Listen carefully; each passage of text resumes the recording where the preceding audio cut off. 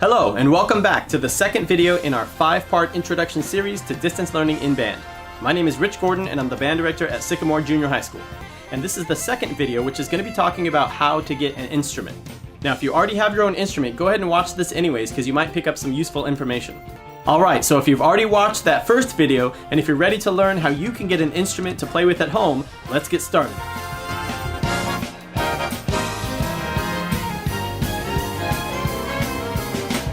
Alright students, so if you're going to be in a band class, then you're going to need an instrument that you can play with at home. So if you already have your own instrument, then thank you for being prepared. And thank your parents for giving you everything you need to be successful in our class. If you don't have your own instrument, don't worry, I'm going to tell you 3 different ways that you can get an instrument sometime in the next few weeks so that you can play with it at home. Now before I talk about how to get an instrument, I'd like to talk for just a minute to the beginning students who might not even know which instrument they want to play yet. If you're in one of the beginning band classes, then one of the things that we're going to do in the first few weeks of school is to talk about the different instruments that you can choose from, and then you can choose which instrument you're going to play. Now I'll go over this process in more detail during one of our online meetings.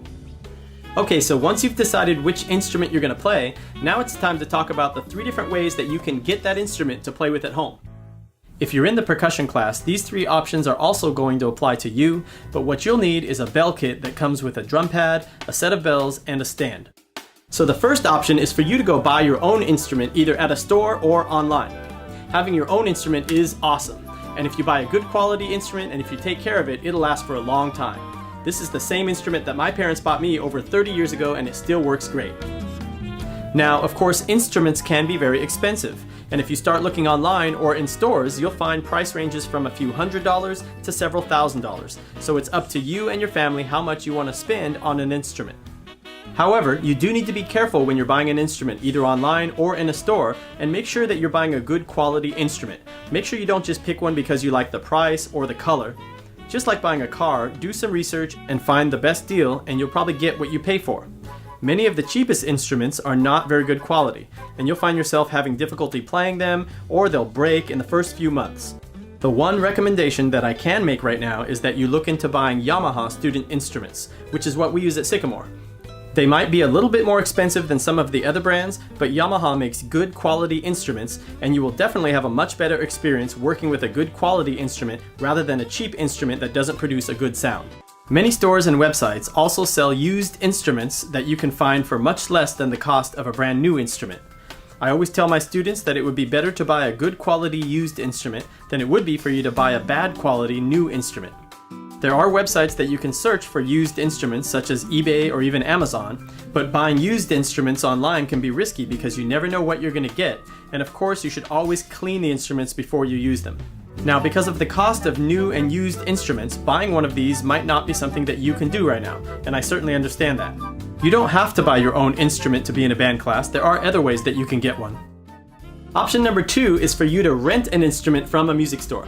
There are many local music stores that have good rental programs, and instead of paying $500 to $1,000 or more for buying your own new instrument, you can rent an instrument from the music store, and it'll cost you anywhere from $20 to $50 a month. It depends on what instrument you're renting. There are many good reasons for renting an instrument. One good reason to rent an instrument is that you can change your mind. If you don't like playing the instrument after a few months or a year, you have the option of exchanging it and trying something else. Another good reason for renting an instrument is that if you go to a good music store, you can rest assured that you're getting a good quality instrument that has been cleaned and tested and guaranteed to work, and if you have any problems with it, you can take it back to the store. For more information about renting instruments, I recommend that you contact or visit your local music store. Good music stores like this are also taking extra precautions right now to make sure that the instrument that you're getting is very clean and safe. And finally, option number 3 is for you to borrow an instrument from our school. If buying an instrument or renting an instrument is not something you can afford right now, the school does have a limited supply of instruments that we can loan out to students to take home. Now, there is no cost to borrow an instrument from the school. You don't have to pay any money. Parents will just have to sign a contract saying that you'll take care of the instrument and that you're responsible for any damages. Also, there's no guarantee that you'll get the instrument that you want if you borrow from the school. It depends on the number of requests that we get versus the supply that we have at the school. Most of the instruments that we have at Sycamore are used, but let me assure you that the instruments have been quarantined and cleaned and they're safe to bring home. If you borrow an instrument from Sycamore, that instrument will not have been touched by anybody else for at least the last 2 weeks. which is much longer than the time that the COVID-19 virus could possibly survive on the instrument. If those assurances aren't enough for you and you don't want to borrow from the school, you always have the option of buying or renting your own instrument from a music store. The process for checking out our school instruments will be explained during the first few weeks of online classes and will include a contract that must be signed by the student and the parent to ensure that the instrument will be well taken care of. After a student knows which instrument they're going to be checking out, and after the contract is signed, there will be a pickup day assigned that you can come and get your instrument at the school to take it home, much like our textbooks and Chromebooks. So those are the 3 main ways that you can get an instrument to practice with at home. Now, of course, there are a few other ways. If you have a friend or a family member that you can borrow one from, just make sure you clean it before you play it. In the next video, I'll be talking about cleaning supplies and everything else that you'll need to be able to participate from home. I hope this video was helpful, and I hope that you understand a little bit more now about how to get an instrument to practice with at home. Because having an instrument at home is really what's going to make this a lot more enjoyable for you. So as always, stay safe, stay healthy, stay happy, and I'll see you again next time.